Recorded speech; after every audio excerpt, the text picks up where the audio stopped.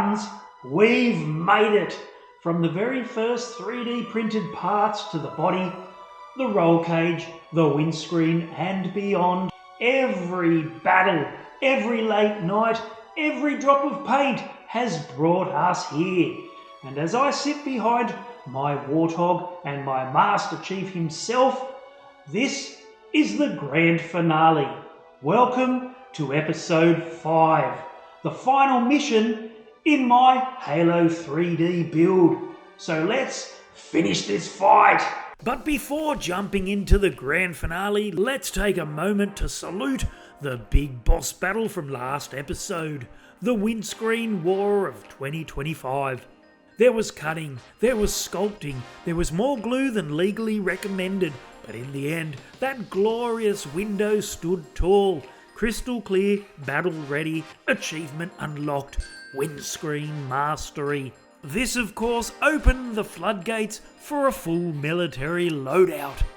I was now printing the tailgate, the UNSC equivalent of a castle door, crafting the fuel jerry cans because Master Chief doesn't run on hopes and dreams. And as each piece came off the printer, the Warthog was transforming into a fully armoured post-combat monster. You know you're at the final stage of a build when every piece suddenly decides it doesn't want to fit anymore. These tailgate parts looked perfect on screen, but in real life they're like, nah mate, not today. So out come the clamps, the UNSC persuasion devices, because sometimes glue isn't enough. You've got to pin it, squeeze it, threaten its family, then glue it. I was going into full detail mode, painting all the handles, painting in every drop of oil, every streak of dirt, every chunk of UNSC battle mud.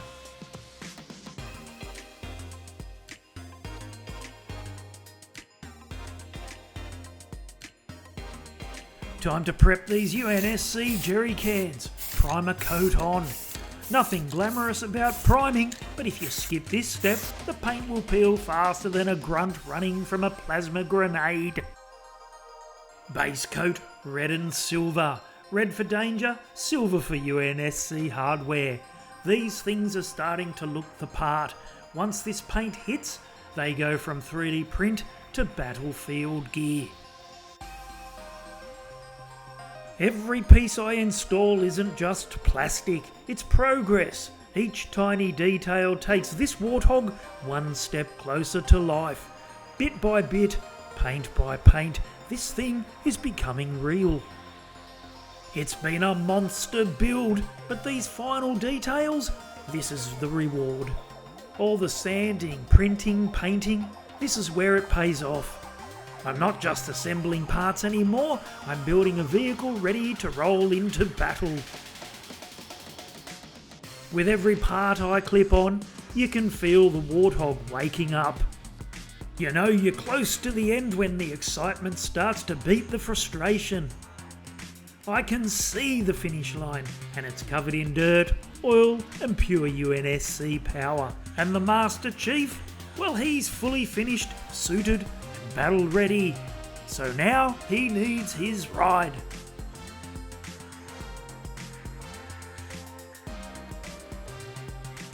Print the part, paint it matte black, sand it, stress it, add dust, then do it all over again.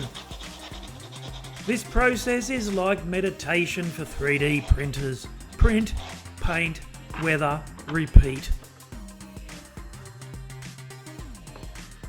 Raw plastic looks like a toy, but once that matte black hits, instant realism. The black base coat is magic. It hides the seams, sets the tone for battle-worn metal. A bit of dusty wash and suddenly it looks like it's been through 3 Halo campaigns.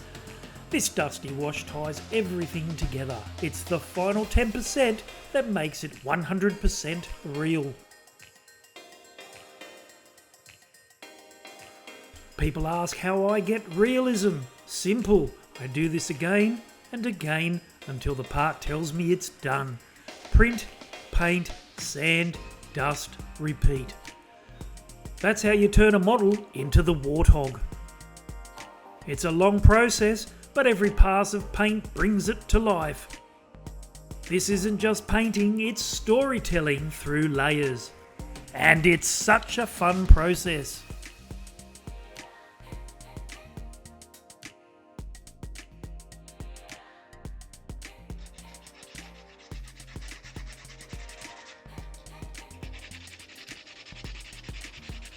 As all this painting and stressing of jerry cans was going on, I was printing the weapon of weapons, the crown jewel, the don't even look at me wrong part of the Warthog. The body was built, the tailgate, the fuel. Now it was time to build the thing that makes the Warthog feared, the Vulcan cannon. This isn't just another part, this is the firepower of the UNSC. Some of the last parts that I will need to print for the mighty Warthog.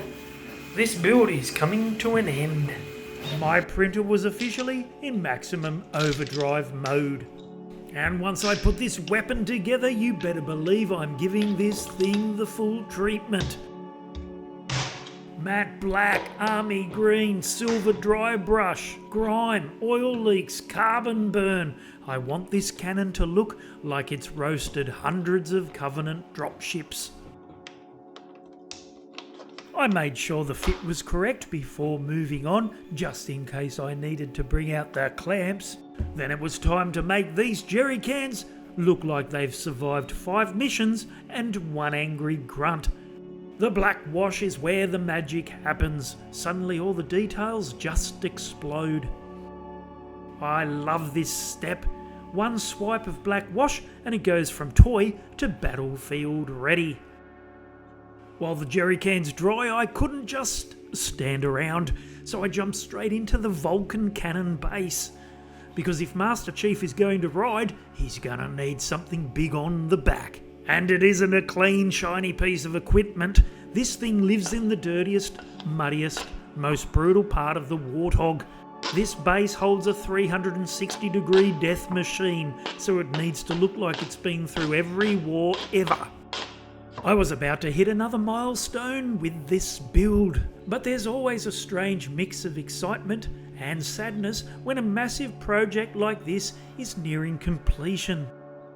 Another achievement unlocked, and with it comes a weird feeling, because you spend weeks, even months, fighting with a build, sanding, gluing, painting, fixing, and then suddenly it's almost done. Part of me is excited to finally see it complete, and part of me is sad, because the journey of building it is nearly over. That's one of the reasons I'm always planning my next build. So I might as well drop a little teaser right here and right now.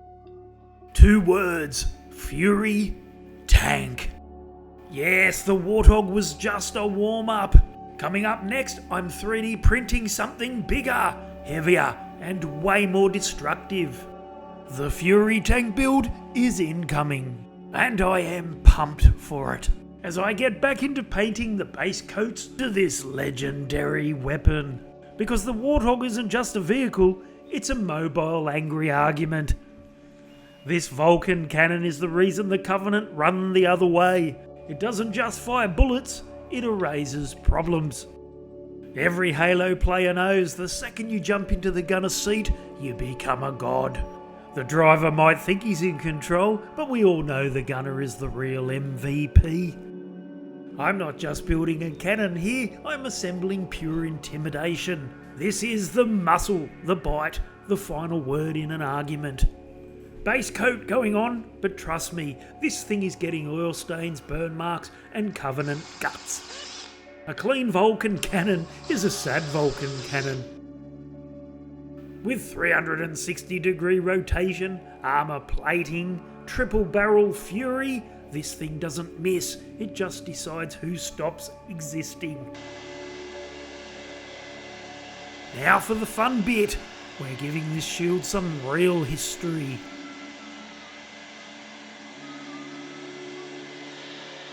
Heat, push, repeat. That's how you fake decades of battle in 10 minutes.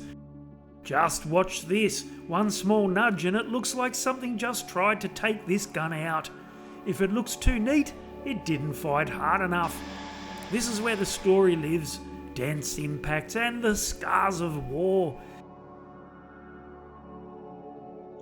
Little details like this are what make a prop feel lived in. Tiny violence, big realism. Silver dry brush in the crater to expose bare metal. Black wash around the rim of the impact to deepen the shadow and add burn and soot.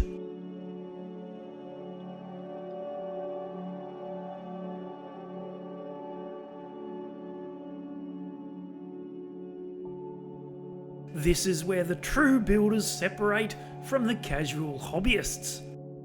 Things that nobody sees, you still make perfect. That's the mark of a pro. Hell, I'd come way too far to slack off now. You might not flip the Warthog over, but I know what's under there. It was undercarriage time, where most people stop caring, but I leave no stone unturned. Every inch of this build gets attention. Top, sides, bottom, inside. If the Covenant crawled under this thing, they'd still be impressed. This thing lives in the mud, so the undercarriage is getting filthy. Clean plastic? Not on my watch. We're going full battlefield grime mode. Brown wash, mud tones, dry brushing, dust coat. This isn't paint, it's storytelling. I'm layering dirt like geological history. The more grime, the more real. My Warthog was nearly complete. Every layer of dirt, every scratch, every hidden detail. It's all coming together. Sometimes the build plans don't tell you to do this, but that's the difference between building a model and creating a Warthog. These are the little touches nobody asked for, but everyone will feel. Tiny bolts, extra handles, scuffs in the paint, stress lines. This is where the Warthog comes to life. I love adding details that aren't in the build because realism isn't printed on paper, you have to invent it. Besides, I'm good at not following instructions, just ask my wife. Well, my fellow 3D printers, I was about to unlock another achievement. And although my build was now complete, I still had another hard battle ahead, making my Warthog and my Master Chief look real on camera. Building is one thing, photographing it so it doesn't look like a toy, that's an art form. And I must admit it's something that I really struggle with. Because let's face it, this is where the build truly comes to life. When you capture that one perfect angle, and even you forget it's a model, that's the ultimate payoff. Photography is all about angles, lighting, shadows and scale. One wrong angle and you can see the table. One right angle and you're on the battlefield. So after spending weeks printing, assembling, painting and weathering, every scratch, every mud splash, every tiny detail was intentional. And now it all comes down to this, showcasing it. This model is huge. I can't exactly toss it in a backpack and hike into a battlefield. So instead of moving the model to the realism, I bring the realism to the model. And the best way to sell the illusion is with close-ups. Get right in there, show the paint chips, the mud, the battle scars.